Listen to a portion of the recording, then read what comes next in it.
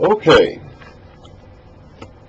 so here is a summary king list of all that Joshua has managed to do, the Israelites, under the command of Joshua. These are the kings of the land whom the Israelites had defeated, and whose territory they took over east of the Jordan, from the Arnon Gorge to Mount Hermon, including all the eastern side of the Arabah. Sihon, king of the Amorites, who reigned in Heshbon. He ruled from Aroer on the rim of the Arnon Gorge, in the middle of the gorge, to the Jabbok River, which is the border of the Ammonites. This included half of Gilead. He also ruled over the eastern Arabah from the Sea of Kinnereth, the Sea of the Arabah, the Salt Sea, to the Dead Sea, the Sea of the Dead Sea, it says that down there, to Beth Jeshemoth, and then southward below the slopes of Pisgah. And the territory of Og, king of Bashan, one of the last of the Rephaites, who reigned in Ashtaroth and Edrei. He ruled over Mount Hermon, Salecah, all of Bashan to the border of the people of Geshur and Makkah, and half of Gilead to the border of Sihon, king of Heshbon. Moses, the servant of the Lord, and the Israelites conquered them. And Moses, the servant of the Lord, gave their land to the Reubenites, the Gadites, and the half tribe of Manasseh to be their possession. These are the kings of the land that Joshua and the Israelites conquered on the west side of the Jordan, from Baal Gad in the valley of Lebanon to Mount Halak, which rises towards Seir. Their lands Joshua gave as inheritance to the tribe of Israel according to their divisions. The hill country, the western foothills, the Arabah, the mountain slopes, the desert, and the Negev, the lands of the Hittites, Amorites, Canaanites, Perizzites, Hivites, and Jebusites. The king of Jericho, 1. The king of Ai near Bethel, 1. The king of Jerusalem, 1. The king of Hebron, 1. The king of Jarmuth, 1. The king of Lachish, 1. The king of Eglon, 1. The king of Gezer, 1. The king of Deber, 1. The king of Geder, 1. The king of Hormah, 1. The king of Arad, 1. The king of Libnah, 1. The king of Adullam, 1. The king of Makkedah, 1. The king of Bethel, 1. The king of Tappuah, 1. The king of Hepher, 1. The king of Aphek, 1. The king of Lasharon, 1. The king of Manon, 1. The king of Hazor, 1. The king of Shimron Meron, 1. The king of Aksath, 1. The king of Tanakh, 1. The king of Megiddo, 1. The king of Kadesh, 1. The king of Jokneam and Carmel, 1. The king of Dor and Nathoth Dor, 1. The king of Goyim and Gilgal, 1. The king of Tirzah, 1. 31 kings in all. This is very, very similar to a campaign list that you would find in other cultures of this time of defeated enemies and defeated. The Israelites didn't really record their victories on monuments like most countries around them did. Now Joshua seems to have been something of a stone guy. We read about him, setting up these stones. We read about them taking these stones out of the river when they cross, the Jordan River when they cross, and setting them up. And we read about him making another stone monument at Mount Ebal in chapter 8 after they defeat Ai. And he makes an altar of stones, uncut stones, according to Moses' instructions he left behind before he died, and sets up other stones and writes the law on those stones. And he's going to, later on, at the end of the book, he's going to set up a huge monument stone. So Joshua liked stones. He had something of a stone gimmick to him. But for the most part, the Israelites didn't record their victories on these monumental stelae or stones or carved, relief walls, like a lot of the countries around them did. I'm not sure if this would have ventured too close. They were told not to make idols for themselves. They did anyway later on, but they were told not to. I'm not sure if the idea of carving reliefs into walls or carving monument, stelae or things like that would have bordered a little bit too close to the prohibition against making idols. I'm not sure. But most of their stuff was written down in these scrolls. And Moses wrote a scroll. He left it to the Israelites. Joshua is going to write something and put it with the book of the scroll in the Ark of the Covenant we see at the end of the book. They liked these sorts of, well, I mean, they were that scroll. This kind of a book here that we see now that we're so used to today is actually called a codex. The idea of having a spine that's, binds pages together that you flip through. This kind of book is called a codex. They didn't have that. They didn't get that until basically the era of the church. In fact, the first century Christians, first century church, had a lot to do with the popularization of the codex because it was easier to carry their letters that way. So that's 1,500 years from now. It's a long time from now. And at this point in time, and for all of Israel's history as a nation before the New Testament, they used scrolls. And they seem to prefer that over recording their victories in monumental reliefs or the sides of walls. They only ever had one temple. And that itself comes along in the days of Solomon in the 900s BC. This is 1400 BC here. That's 500 or so years later. They didn't have all these different temples and tombs like the Egyptians did that they carved their relief walls into. They just didn't do that. That was just not part of their culture. So instead they left these books behind. Now that actually makes it easier to read through today, of course. You have, as long as you still have copies of the books left behind, we can read through translations of these books and get a lot more information than we can from the scattered, torn, tiny pieces and fragments that we get from the relief walls and other things from Egypt or any other country around them. But this is very, very similar to the sorts of defeated king lists or defeated people lists that you would see on a wall of a campaign relief, for example, in Egypt or some other country somewhere. We don't have the little drawings that go with it. Those other peoples like to have little drawings that go with them. Like in Egypt's case, if you see a king list like this, it's going to be in the form of a list of a row of icons representing defeated enemies or defeated peoples, with the name of the defeated people or the town or the king written underneath the icon. And the icon would be of a bound prisoner with his arms and elbows tied behind his back. And usually they have like ropes around their necks connecting them to each other. And there'd be like a row of them. And you read them from, either right to left, or you read them from backwards and forwards. So you go right to left from one row, then go down from left to right with another row, and then down that way. And so you read them in order. And then you'd have this little icon of this tied up guy, and underneath that there'd be a hieroglyphic or the Egyptian writing of the name of the town that little tied up guy is representing.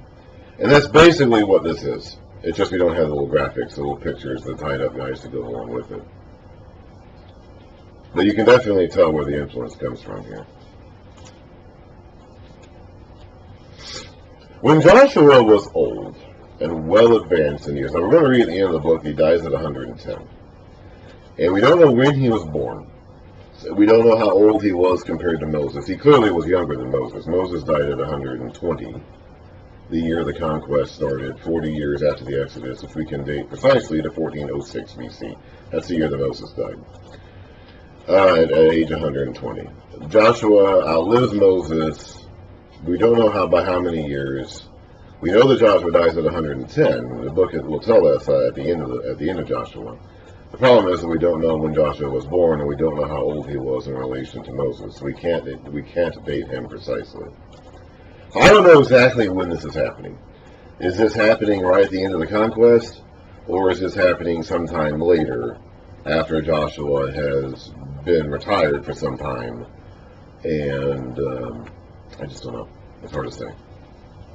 At any rate, he is not old and well advanced in years. He's going to die at 110. So what does this mean? Is he 80 here? Is he 90 here? Is he 100 here? I don't know. I really don't. The Lord said to him, "You are very old, and there are still very large areas of land to be taken over." In other words, Joshua is no longer fit to be a leader of an army. I don't know how old he is here. I don't know how close to 110 he is here.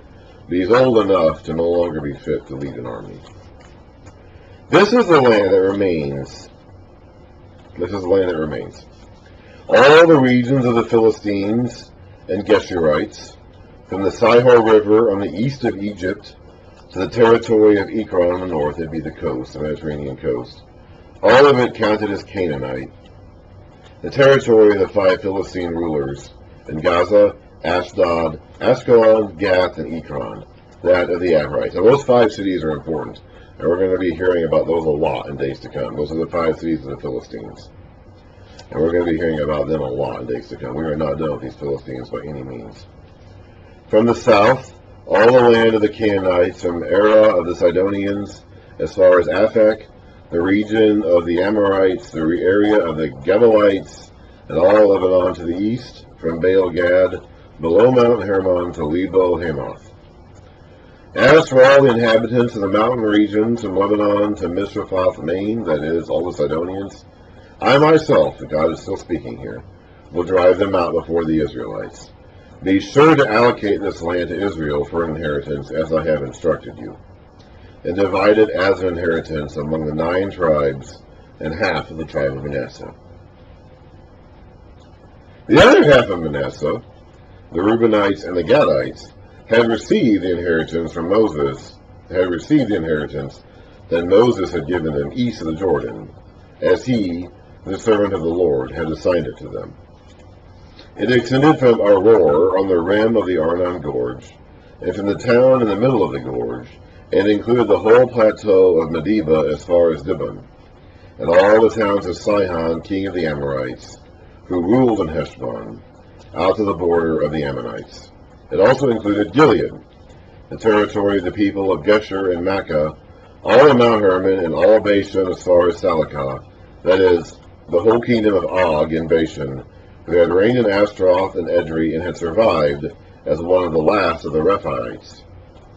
Moses had defeated them and taken over their land.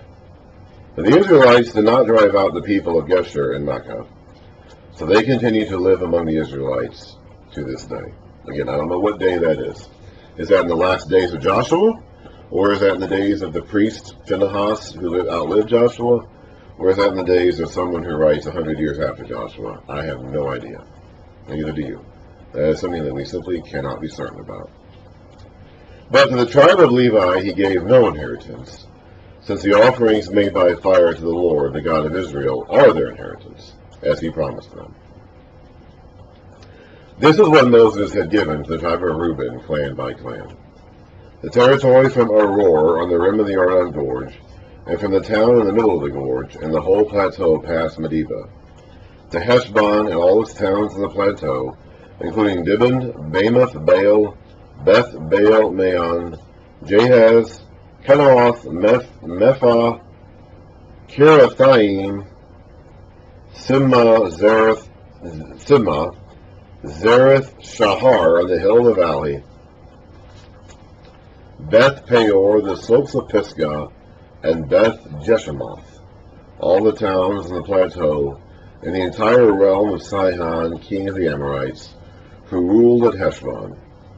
Moses had defeated him and the Midianite chiefs, Evi, Rechem, Zur, Hur, and Reba, princes allied with Sihon, who lived in that country. In addition to those slain in battle, the Israelites had put to the sword Balaam, son of Beor, remember that guy, who practiced divination. The boundary of the Reubenites was the bank of the Jordan. These towns and their villages were the inheritance of the Reubenites, clan by clan. This is what Moses had given to the tribe of Gad, clan by clan. The territory of Jazer, all the towns of Gilead, and half the Ammonite country as far as Aroer, near Rabbah. And from Heshbon, I need to get a drink. This reading is so dry, it's making my mouth dry out. And from Heshbon to Ramoth Mizpah and Bethnaim, and from Mahanaim to the territory of Deber, and in the valley, Beth Haram, Beth Nimrah, Succoth, and Zaphon, with the rest of the realm of Sihon, king of Heshbon, the east side of the Jordan, the territory up to the end of the sea of Kinneroth. These towns and their villages were the inheritance of the Gadites, clan by clan. This is what Moses had given to the half tribe of Manasseh, that is, to half the family of the descendants of Manasseh, clan by clan. The territory extending from Mahanaim and including all of Bashan, the entire realm of Og, king of Bashan, all the settlements of Jair in Bashan, 60 towns, half of Gilead, and Ashtaroth and Edrei, the royal cities of Og and Bashan. This was for the descendants of Machir, son of Manasseh, for half of the sons of Machir, clan by clan. So you go from tribes to clans by families. We've read that about that distinction. I don't really know how big these various groups were. I can't really tell you. You had the 12 tribes that were descended from the 12 sons of Jacob, and of course Joseph was split into two. And then you have, beneath that, you have the clans, and beneath that, you have the families, and I can't tell you how they divide that up. I want to admit, okay, this is a weakness of mine. I grew up in a family that just had us, the six of us, my mom, my dad, and my three siblings, and me. That was the six of us. We barely even had any cousins. We had cousins, but my parents got married at a very late stage in life, so they had us late. So my cousins were all older than us, and they lived in Texas while I was growing up. We had a small family. You know, my mom's family, what was left of it, lived in this area, but they were still older. You know, I had one cousin on my mom's side, and that was about it. Okay, I did not grow up with lots of relatives around me. Most of my family, what I knew of, were in Texas. Some of my dad's family was in Eastern Illinois, but I had no contact with them. He had a little bit of contact with them. We would occasionally go to family reunions where Dad would know the people, but I wouldn't. So I don't understand the idea of like extended families. Like this is a concept that I'm not familiar with. And today, all three of my siblings are married. They married into other families. They all now have kids, and so we have a larger family in that regards. That also includes the in-law families that my siblings are part of, having married into.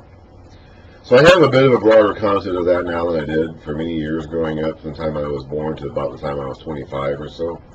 But I still have a very limited understanding of or grasp of extended families, because for so much of my life, it was my mom, my dad, and my siblings. That was it. Okay, and so I'm not very good at, even in our own time, in our own culture, in our own understanding of extended families, I'm not very good at grasping or understanding the nature or the makeup of extended family units. So now you take that difficulty and transplant it back on to understanding how these people 3,500 years ago lived. 3,500 years ago on the other side of the planet, with a language and a culture that could not be more different than ours today. And I'm going to tell you, this is a weakness of mine. I do know that the divisions went from tribe to clan to family, okay? But exactly how that broke up along the way, I don't know. I can't tell you. I don't know how that worked. This is the inheritance Moses had given when he was in the plains of Moab, across the Jordan, east of Jericho. It's the tribe of Levi. Moses had given no inheritance. The Lord, the God of Israel, is their inheritance, as he promised them. Time for another one.